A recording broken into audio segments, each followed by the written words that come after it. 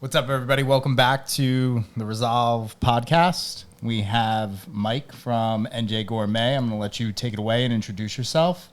And if you don't know already, we're partnered with NJ Gourmet for meal prep. They're awesome. They're the best around. So, Myke, why don't you start off with a little introduction of yourself, and then Deb is going to start leading you with some questions and interrogating you. All right. Yeah, I'm Myke from NJ Gourmet. I'm very happy to be here. Some good people here. Yeah, we have a meal prep company based out of Fairlawn. We do catering. We also have a deli. I met Deb, I would say about 5 or 6 years ago, around the same time that I met Blake. Yeah, I've been working with these guys for a while. I love working in the community. It's a great area. I'm really happy to be here. Tell us how you got started. When you first got into the actual business of meal prep. Like, how did you first begin that and know you wanted to do it? So I worked with another company in the past, actually, and it's funny because before that, I never really had too much experience like in the food industry itself. I worked a lot of odd jobs growing up, catering. I was in catering. I was working delis, pizzerias, steakhouse. But I think that like I was always a foodie. It was something that I was always into. Especially, being in New Jersey, you get so much good cuisine out here. One of the things that really attracted me to it, I think it was because a friend of mine wanted me to help him grow his own company in another state, and basically being a territorial sales manager, something I was good at my whole life. I actually went to school for marketing originally. But like I said, foodie, that was like my real passion. I was really interested in it. I just didn't know it yet. So when I started working with him, incorporating my sales skills for the product, what we had, I saw that, all the opportunity that was there. I loved it. I loved the landscape of it. I loved the people, the culture, eating right. It's not like I'm, slanging hoagies or making. Now, listen, don't get me wrong. I love a good hoagie every once in a while. I'm with you on that. But it was just one of those things that I think that I felt so good and natural about. Like, I was selling a good product, something where I know I'm going to put, good stuff in people's homes. I'm helping them. I'm saving money. Right. It's not like I'm sitting here negotiating like a car dealer. Like, it's just food. The price is the price. We were always super competitive. At one point, we weren't doing well in New Jersey sales. I eventually wanted to move back home. Like I said, we were out of state. Where is home? New Jersey, Bergen County. Oh, you're still on when you were working for somebody. So I was working with this meal prep company, and we were out of state completely, not really associated with New Jersey. We did deliver here. We were trying to expand it. At one point, I wanted to move back home. When I did move back home, that was my plan. I said, you know what? I was like, I need to bring something like this to Jersey. There wasn't many at the time. Most of it was corporate type of giant conglomerate places. I was like, how do I bring that Jersey-style classic food energy to meal prep? Yeah. Because meal prep was such a cookie cutter industry at the time. And you guys see it now. Like, we were talking about it before with some of those other big companies, the way that they advertise and the way they show their meals. I wanted to be original. I wanted to be gourmet, which is where the name came from. NJ Gourmet. I was going to ask you that. Yeah. And that was the whole concept behind it. That's what clicked. I was already, I knew how to cook. I knew how to make things. I guess you could say at the time it was more basic, and as I went, I continued to learn and learn and learn. It got better as time went on. I started it in my house originally for the first 2 months I was there, so it was a lot of trial and error. I'm sure Deb, you might have had a meal or two back then. You learn a lot, and there was so much studying and growing and within that. So that's what ultimately made me take that leap and want to do it up here in New Jersey. Bring that style to this industry. So what was the official launch date of New Jersey Gourmet? So the official one was in April 2019. Okay. And it was operating for a couple months before that, like a trial phase, I guess, while I got my bearings. Yeah. And then COVID hit. I was going to say, that's a rough time to start a business. But not this business. How did you do what? Because I felt like immediately we were like, oh, NJ Gourmet, we're ordering from them. That's what we're doing. Because the whole food industry, you're not going, everyone was doing takeout and stuff and quick, we'll leave it on your porch and run away kind of thing. And to me, it just made complete sense and was going to be more economical for us than ordering, like going and doing like even a grocery store list of things and then them get delivered. It just felt like this was such a like no-brainer. Yeah. I mean, but how was it during that time? So I was technically operating for a year prior to it. Okay. So it was definitely, it was so weird because I felt like we were going on an incline, and then all of a sudden COVID happened after a year, and those restrictions started. Yeah. Food shortages, the social true. distancing. So it was a little rocky at first. Every gym that I was in, because I eventually started advertising in gyms. I mean, you guys saw. Yeah. So I eventually started advertising in gyms, had locations, and then once that started, one by one, every one of them dropped us. Not because of anything personal, but they were trying to cut. Nobody was allowed to go in their gyms at the time. So they were all cutting us, or cutting, I guess, all of them, because it was 6 at the time. And one by one they did. But slowly we saw the consumer base honestly just kind of skyrocket, because everyone was then into the individually prepared meals. Right. Everyone wanted takeout. They didn't want to like go in. They couldn't go into restaurants anymore. Yeah. So that whole thing started. And that is where I think we saw like a bigger boom. And there wasn't as many meal prep companies at the time. So we definitely stuck out a lot. Yeah. One of the things I love that you do, which we have capitalized on our family. So if you just want to bulk order chicken, you can bulk order grilled chicken, and then you want to add a carb, you can bulk order potatoes in a couple different ways, right? Yeah. Sweet potatoes, rice. I feel like, one of my daughters specifically was like, oh, that's what I want. And then she would take the rice, and actually I think we even did vegetables of some kind too. Yeah. And she would assemble her own things, whatever she wanted. But to her, it was, and to me, it's like, okay, here's your protein, here's your carb, everything's ready for you. It could not be easier. So when we have clients that will say to us, I just don't have time to cook, so I just do takeout. I'm like, could you please just order from NJ Gourmet, because you can get these things in bulk and you can get them delivered, and you don't have an excuse then, because it's cooked. It's not like it's deep fried or anything, and it's so much better than takeout, in my opinion. Yeah, the meals, of course, we put out the standard meals, which were all recipes based off of, depending on what it was, we want everything to mix and match. So we're not going to, put sweet potatoes with balsamic chicken. Somebody might want that, but we staple it with, red potatoes, roasted red potatoes, and green beans. Some people might not like that, which is why I came up with the bulk options. Like, okay, this person loves the balsamic chicken. They don't want to eat it with these sides, but they won't order the balsamic chicken meal. So you put the bulk up. If someone wants to make a salad at home, put the balsamic on that, or any of the other ingredients. We have over 10 different chickens, a couple different kinds of potatoes, rices, vegetables. So that's why that came in. Just to give people personal choice. Favorite these days is your protein mac and cheese. Oh, the mac and cheese. So I make that with the cottage cheese. Yeah, so smart. Yeah, and it's tough. That's the toughest part, is like trying to get things like, how do you get gourmet, right? But still, use these other little tricks to kind of boost protein or keep it lower in fat. Right. It's hard. That's why there's not as many menu items that would go out. I would love to put a different one every week. Oh, sure, yeah. But it's tough with. So how do you come up with the menu? So it's funny. I'm just laughing because I picture, the movie Slumdog Millionaire, when they ask him all the questions about how he knew the answers to this. You go back to because every menu item you ask me, I can recall like every little detail of it. And in the beginning, I just wanted to put staple things up, and then as time went on, I didn't want to just put up something like I said was cookie cutter. I don't want to put a ground turkey, rice, and green beans meal. I love that combo, but you can order that off the bulk. Yeah. So the standard meals were all, a way to put culinary wit to the plate. Actually make a dish that goes well together. So every dish, it's harder now, but we want to keep all different cuisines in there. So we don't want to just touch on standard American. We want to do a little, Asian cuisine, Hispanic, Mexican food, Italian, a couple of different kinds of things. And how can we twist it then to make it, put this in the plate, like you mentioned, the mac and cheese. I mean, a standard barbecue chicken, if you were eating it at home with someone, they're probably going to make, chicken legs.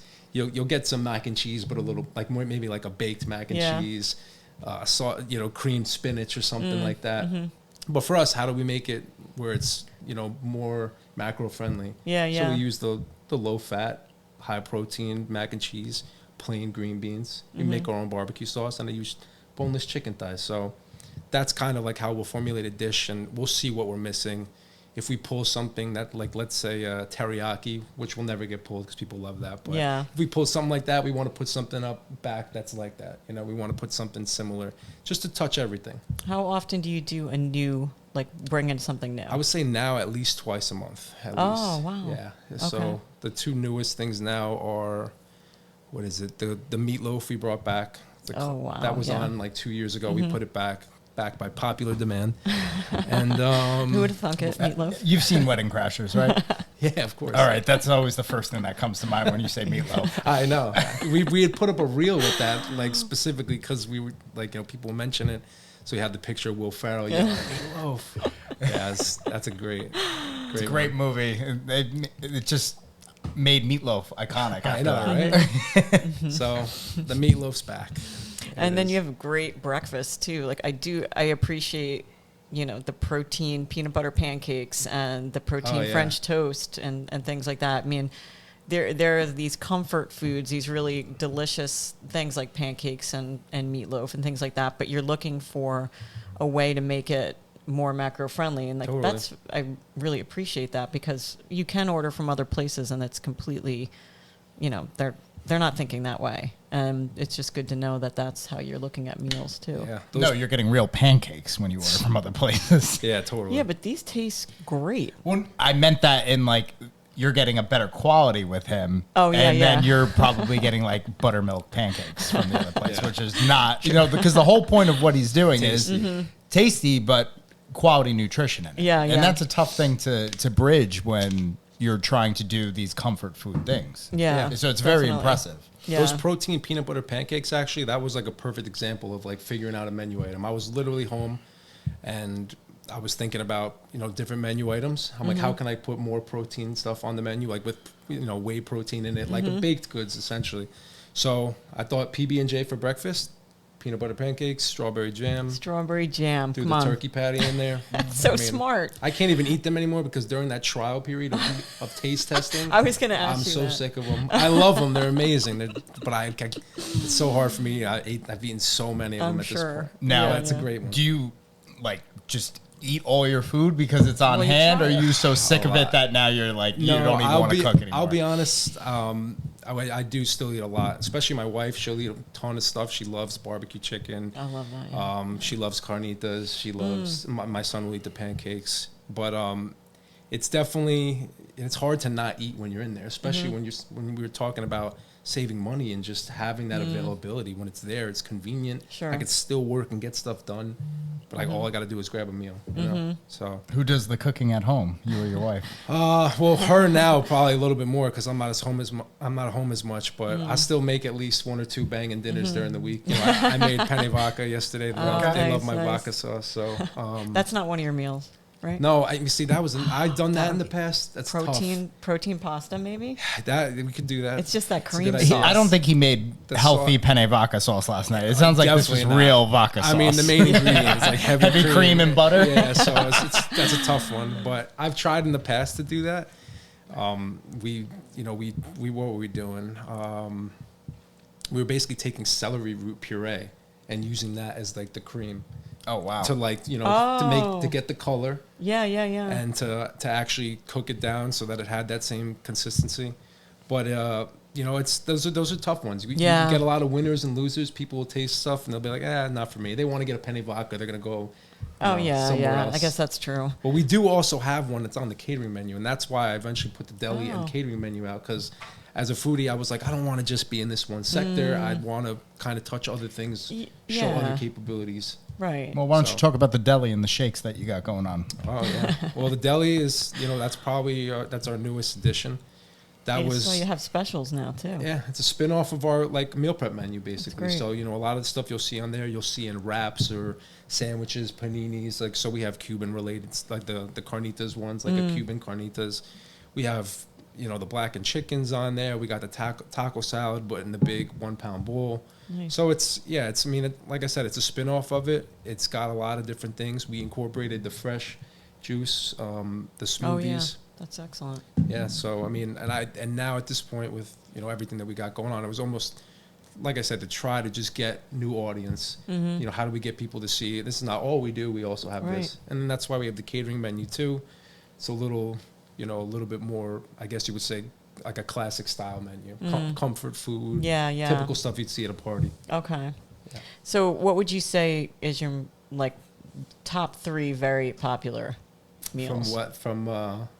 Like, what's a breakfast? And maybe 2 dinners? All right, I'll go. Breakfast, definitely the pancakes. That's got to be the most popular. That and the regular breakfast burritos. Or chocolate chip? No, the regular. People love the regular. Pancake I guess they want to stay. Yeah. They stay original. Mm-hmm. But the protein peanut butter ones, the chocolate chips, so good. Pumpkin pancakes, we just put that out. Yeah. With the apple compote. It's real nice. That was another one that took a while. Yeah. But it's perfect.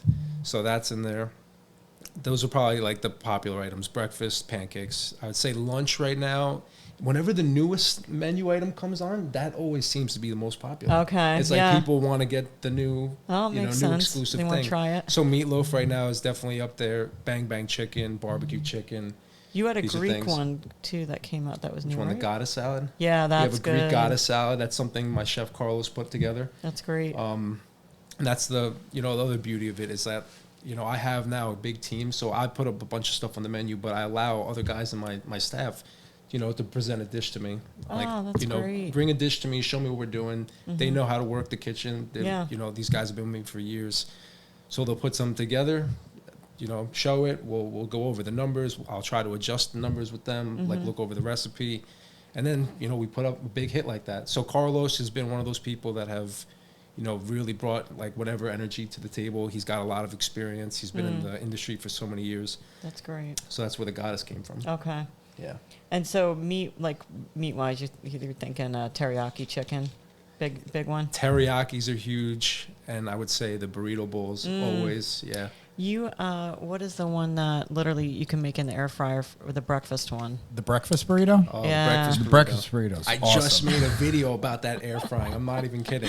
It makes such a big difference. There was one this morning cooked in this house, and it smelled amazing. I was like, wow. Hey, I was like, hey, we're interviewing Myke today. He's like, tell him it's amazing. That air fryer gives it back that crispiness, So it's like you just got it off the griddle. Yeah. It's like, it's right there. It's, I'm not saying the microwave is bad, but... No, but this is much better. Yeah. For that type of dish, yes, it's great. So what what would you say are your future goals? Like when you look at the future of NJ Gourmet, do you have any, a vision for the future? Yeah, of course. I feel like my future goals have been delayed, ever since, just having a family and doing all this. And then as the business grows, you keep trying to finagle little things to fix it.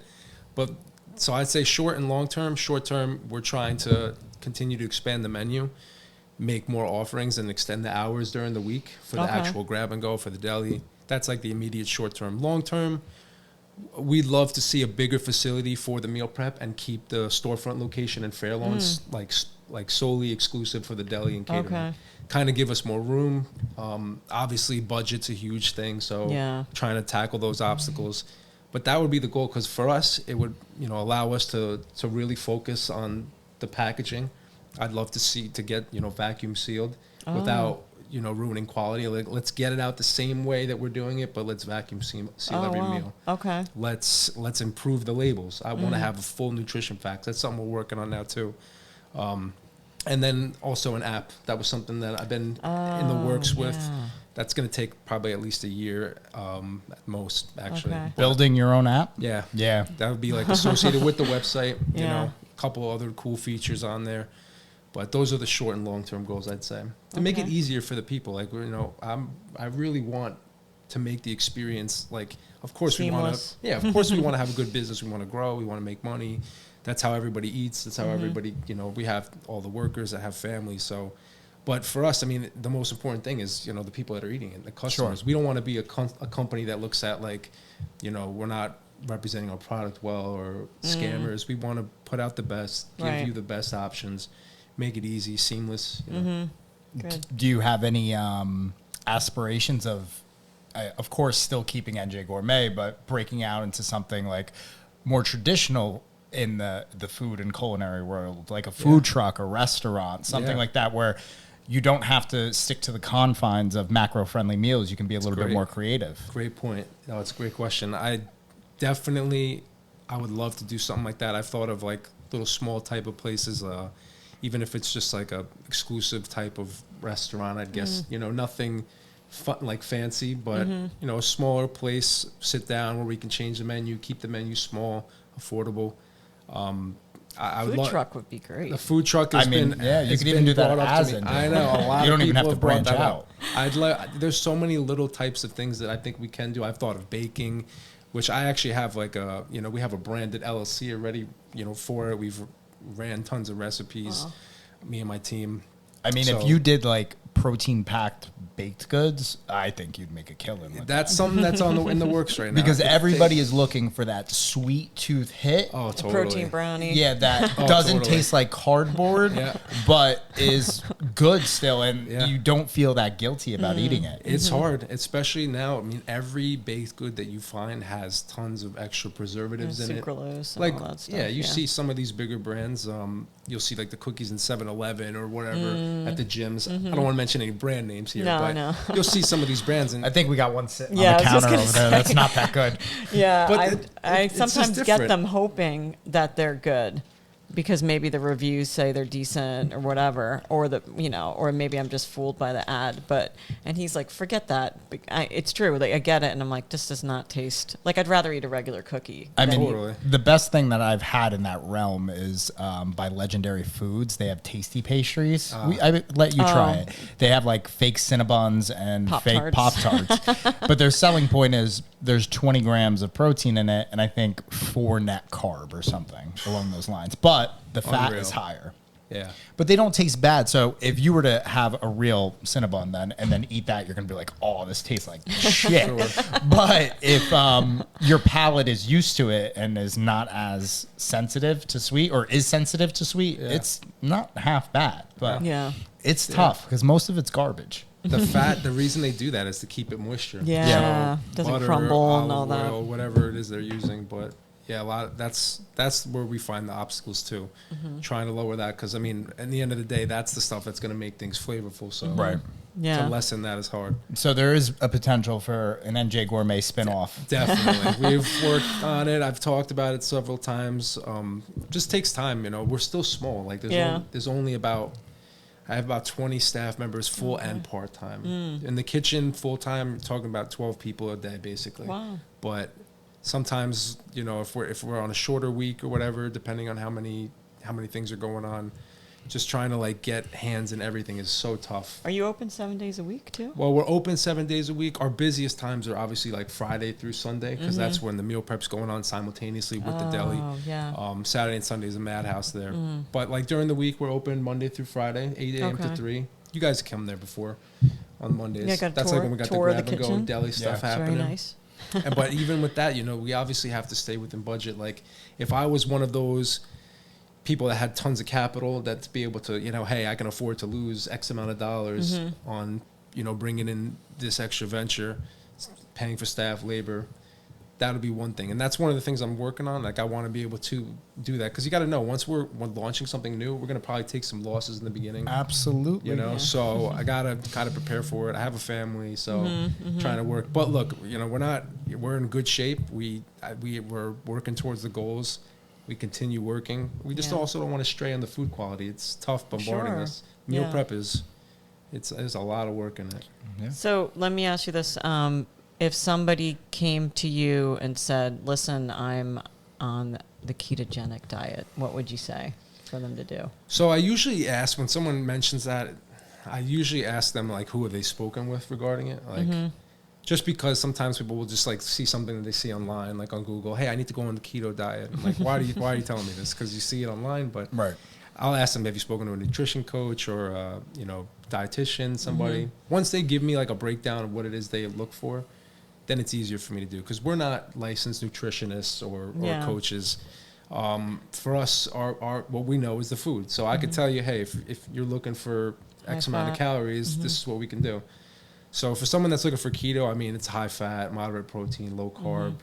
We usually will do something like, grilled chicken or salmon, even steak sometimes, with vegetables. Okay. We don't really, we'll incorporate more olive oil, healthy fats, things like that. That's great. So that's the tough part too, because those diets get so restrictive. Yeah. And we want to give them variety. So usually we'll mix it up. We'll give them a cup and a half of vegetables, sauteed, so that way it's got more fat. So maybe spinach, sauteed bell peppers and onions, stuff of that nature.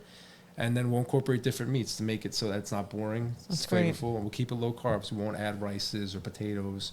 So you do custom meals. Custom meals. That's great. Yeah, because I think sometimes people don't realize that you'll do that. They just think like, okay, it's just this, and maybe they don't read on the website or something, and they miss something. But that's important to know, because there are so many, although Blake and I aren't like big fans, there are a lot of like trendy things where people are like, oh, I can't order from there. I eat carnivore. Like, what am I going to do? But you do work with that, so that's good to know. Yeah, that's good. I mean, that we get that a lot. Pescatarian, gluten-free, that's really easy for us. So vegan, we don't. I was going to ask how you cope with that. That's a tough one. People get mad too. They say, "Oh, every other company's offering this," and I want us to. It's just not really our forte, Yeah. It's tough. Like you got to incorporate a lot of other ingredients that we're not having in house. Oh, that's the market true. for us isn't that big yet. So go cut the grass on one of your neighbors' lawn and sprinkle it in. It's tough. I want to be able to please everybody, but there's some markets that are just hard for us to venture into. The way I look at it is. Someone once told me, if you're a pizza place, you sell pizza. You don't start selling Chinese. You don't start selling Mexican. You sell what you're good at. You find your niche and you double down on it. And now, of course, you can broaden those horizons within a certain confine. But the moment you begin to stray too far out of what you're good at or what you're known for, quality is going to suffer somewhere. Totally. 100%. That's just the way it rolls, and that's in any business. You got to find what you're good at, and you got to nail that home and say, "Hey, this is what we offer." That's a great point. It really is. I mean, that's why I think we mainly stay focused with what we're doing. That's good. It's tough. It's tough to really incorporate so many things. But tell us a little bit about your family.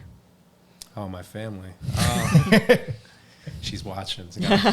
So I have a wife, Samantha. Be careful what you say. Yeah, right. It's because this is going to be out there forever. Yeah, I know. Well, we've been together for 9 years, actually. Wow. So I'm sure she's not, she's heard me say plenty of bad things. Oh, come on. But I love my family. I mean, I'm so grateful. I've been together we just celebrated 9 years. We have two children together. My son Giovanni is 3, and my baby boy Lorenzo is 3 months. You're so Italian.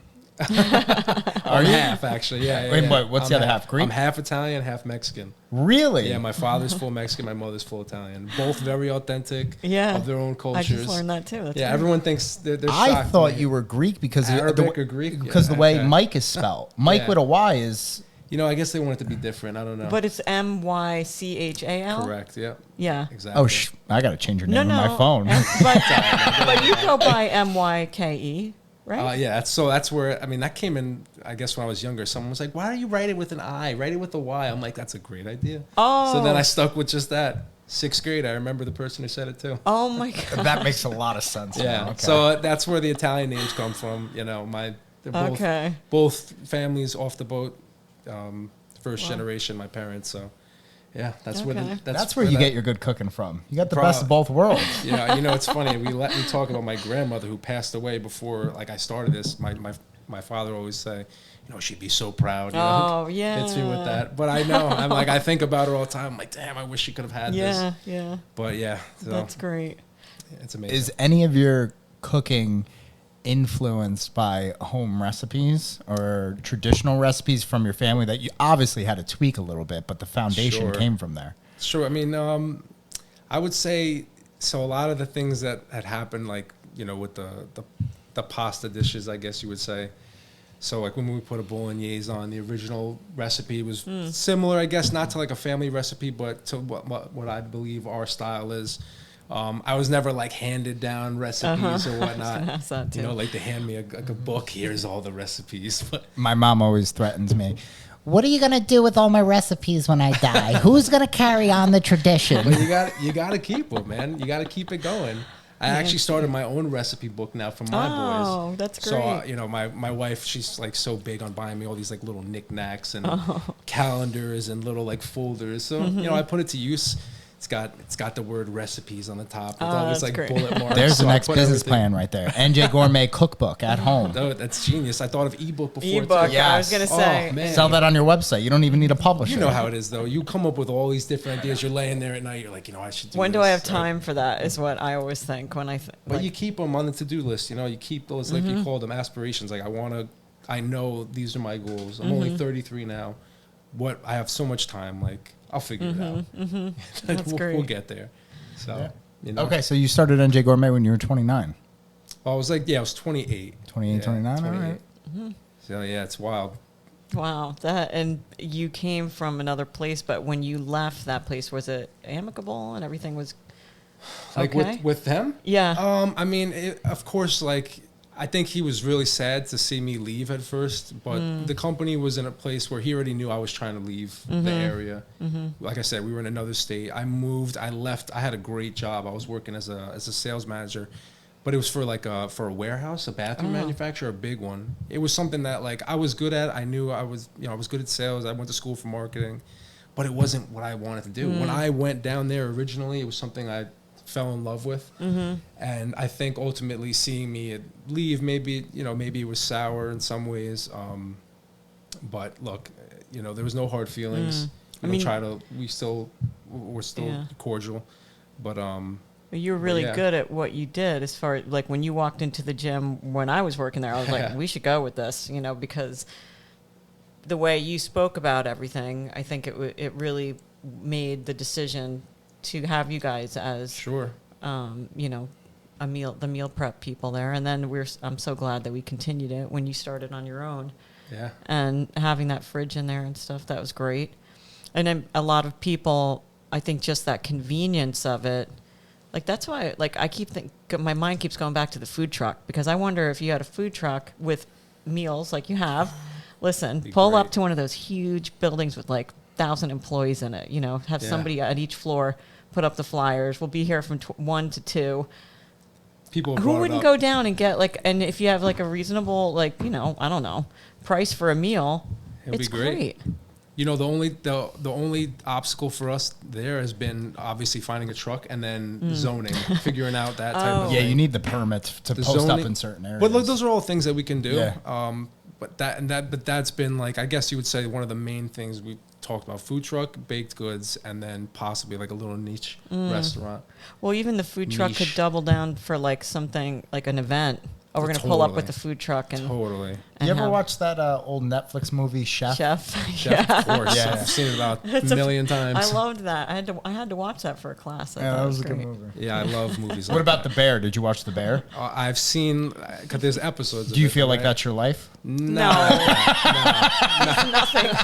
He's nothing like that guy. That. No, totally. That's such a stressful scene. It doesn't strike me. You don't strike me as the overbearing, crazy, like everybody, screaming at your employees. I mean, if you can ask them on certain days, yeah, you can catch me like that for sure. I can't even imagine it. It's strictly if it's a quality related thing. But I mean, my guys agree. My whole team now there was so much recycle of like good employees that came, or good workers that came through. Not necessarily good employees, someone skilled. This person doesn't work, then you find another one, and just we've now formulated probably the best team that we've had. Oh, that's great. Thankfully, and everyone's great. I don't have to do that kind of stuff. That's excellent. And now they kind of do it towards each other. I have a head chef in there. I have a sous chef. They will get on them. Oh, yeah. They will be on it. Trust me. Sometimes this one, the way she gets on me, man, you would think it's abusive. If people saw what went on behind closed doors. Now that they were like, picture. Why are you sticking up with this? He knows you're lying. Man, I can't picture it. But yeah, you never know, man. Shit. I had a good question and it just slipped my mind. Go ahead. Deb, you got to take it over. I just blanked. If somebody was standing here and they're like, I've never ordered meals made ahead of time for me, I don't know if I should do it. What would you do as a salesman for this? Like, how would you sell it to them? Meaning that they never ordered. They've never done it, and they're like debating whether or not they should. Usually, I'll go over what their schedule is like and how they eat. If they tell me they prep at home and they make their own food for lunch every day. We can save you the convenience there. Mm-hmm. If you cook, you know how annoying it is to prepare and clean your own food and wash your dishes, go through it.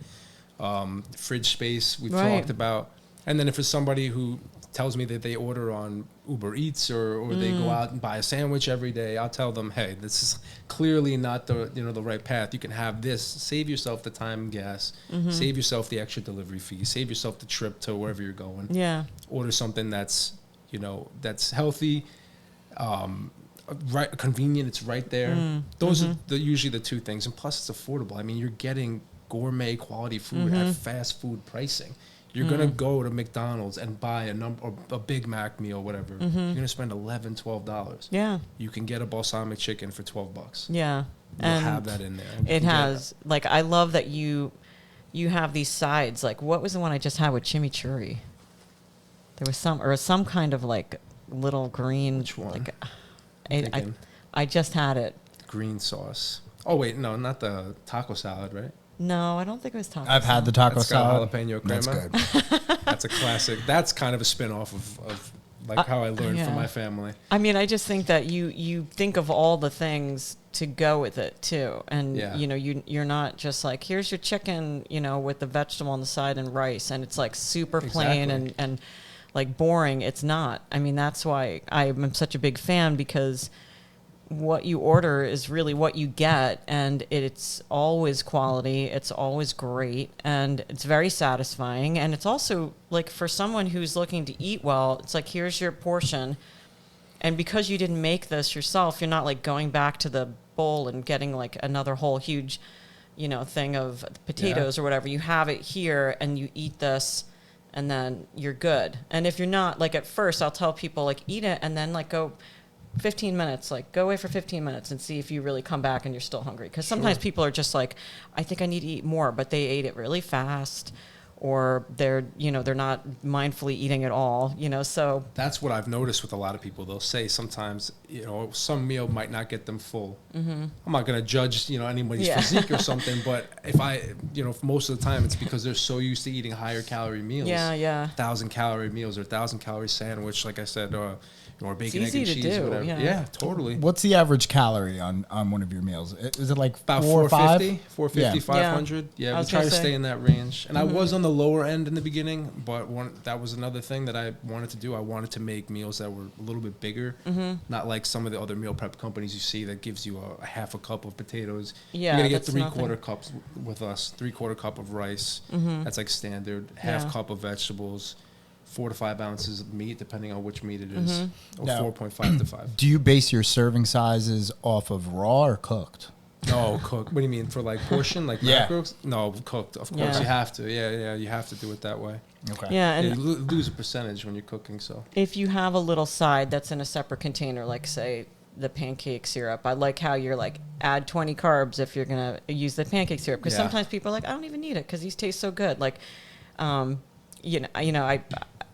when you're very clear about that, which I appreciate, and I like that it's on the side, because there's so many people that when they order at restaurants, they're like, I'll put the dressing on the side or whatever. Obviously, you're not going to mix it up if it's a meal to go. It's going to be like a soggy mess by the time somebody gets to it. But you can like back off a little bit, even some on people something. Don't want to have the whole thing. Right. And those souffle cups for like the maple syrup, for example. Mm-hmm.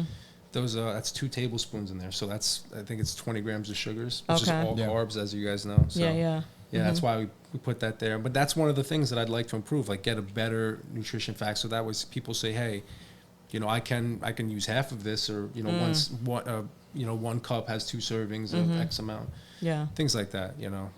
But that's why right now we try to put as much info on the container so people understand that. Yeah. The sauces, that's why we keep them to the side. Yeah, that's why we excluded. Some people don't want to eat the dressings. Right.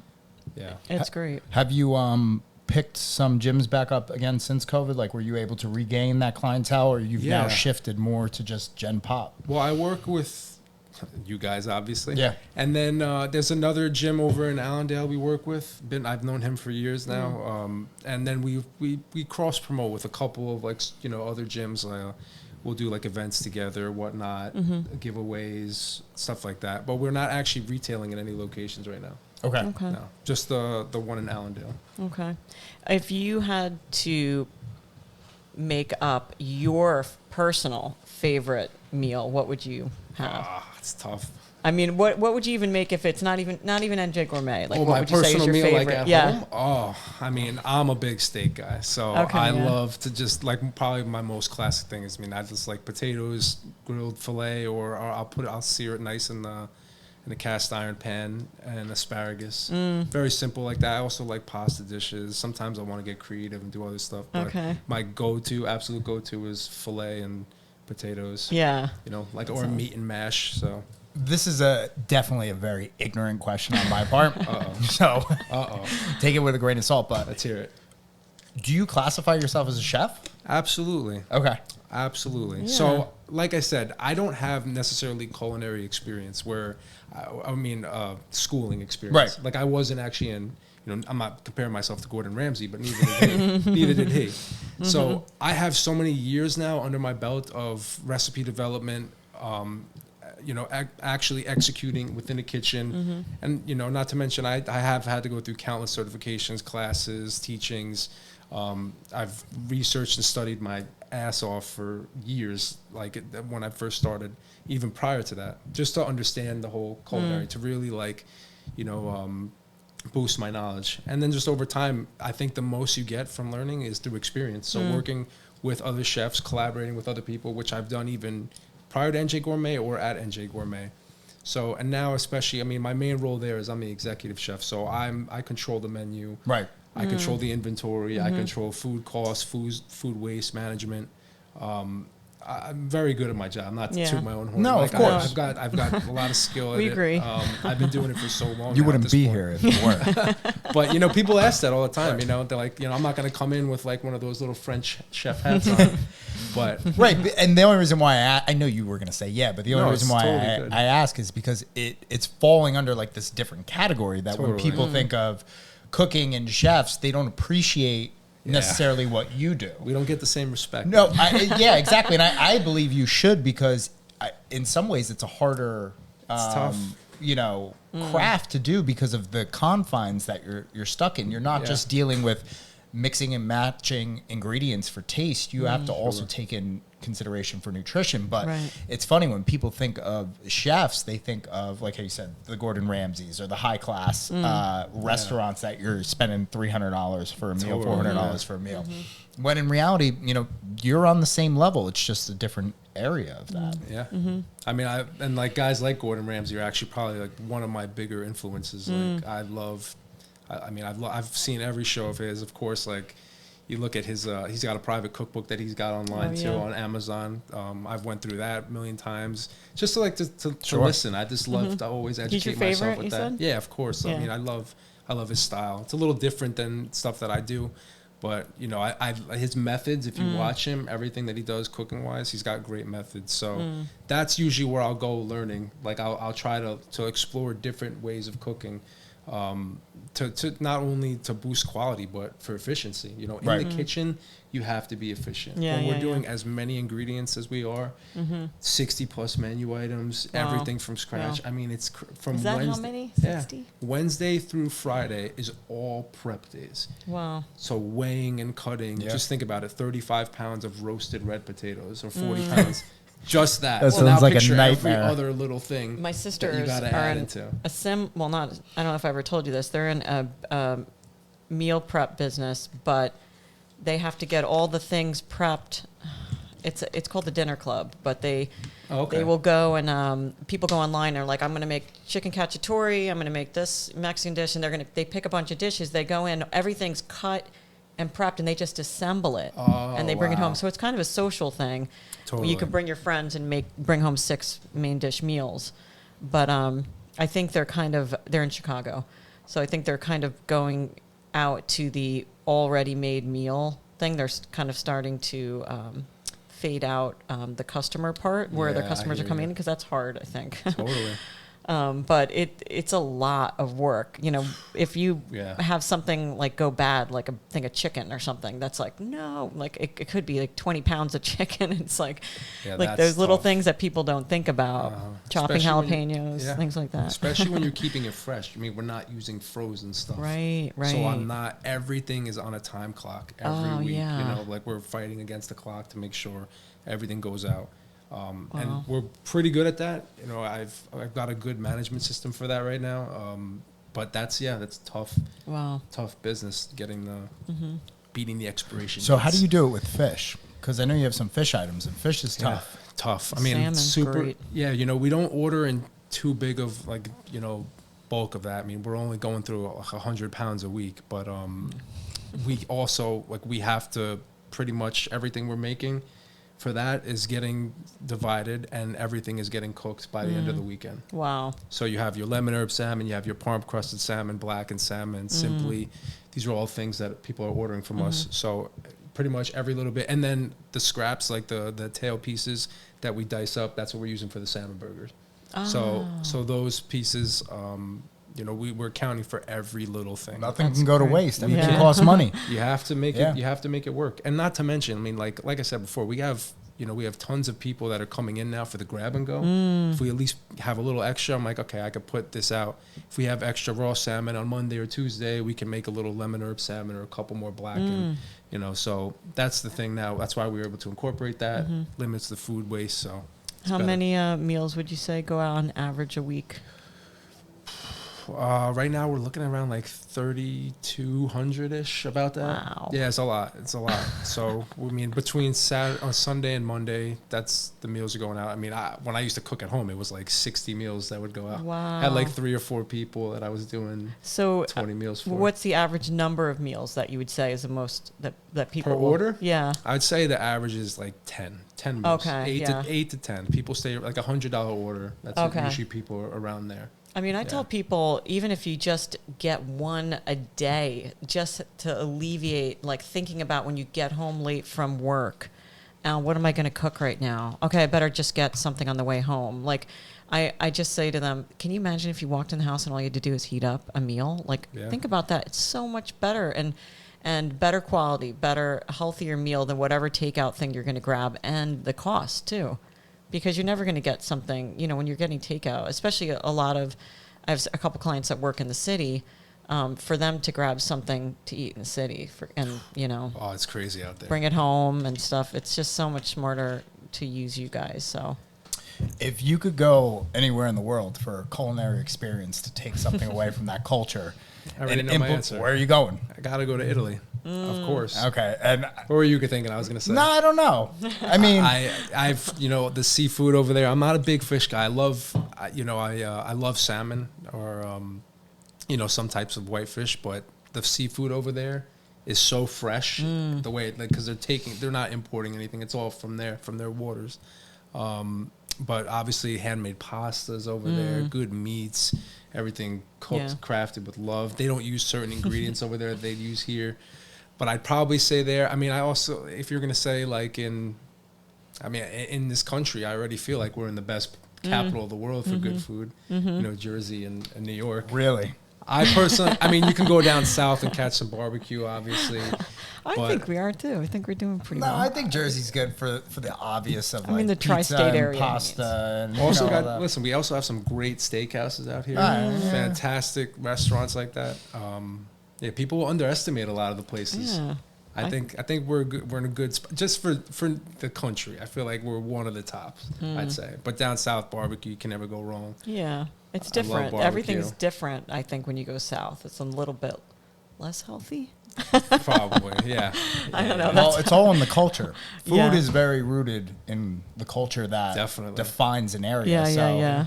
You know, when you look at the South, it's heavily rooted in that. I just think like comfort biscuits food. And gravy and stuff like grits. that. That's what I think of too. Yeah.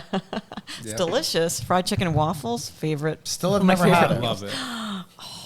Still have never had it.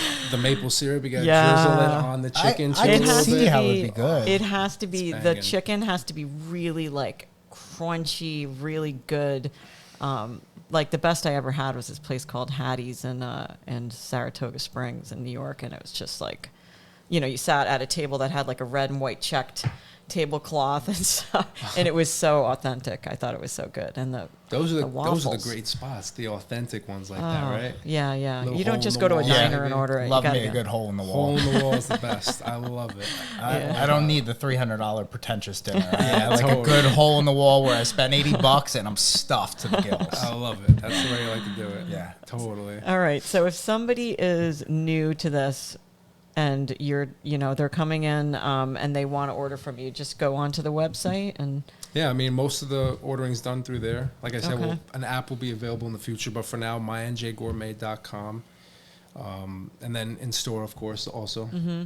Yeah, I do love that. 2709 Broadway. Yeah, that's right. That's Fair Loan, yeah. But yeah, those are the two main options you got. Okay. Yeah. All right. So drop all your handles. I know you just said that again, but do it one more time so everybody knows where to find you. Got it. So yeah, it's www.mynjgourmet.com. We also, you can find us on Instagram or Facebook. The handle's easy. It's just at NJ Gourmet. And then we're located on 2709 Broadway in Fair Lawn, New Jersey. Mm-hmm. All right. Telephone number 201-791-6000. Now's your plug, so you might as well hit it all. Go in, ask for Myke. Yeah. So, Myke, thanks for being here. Looking forward to continue doing business with you. Excited. And it was good. Hope you enjoyed it. This is my first podcast, by the way. All right. Well, there's a first for everything. I love it. You guys are awesome. Yeah.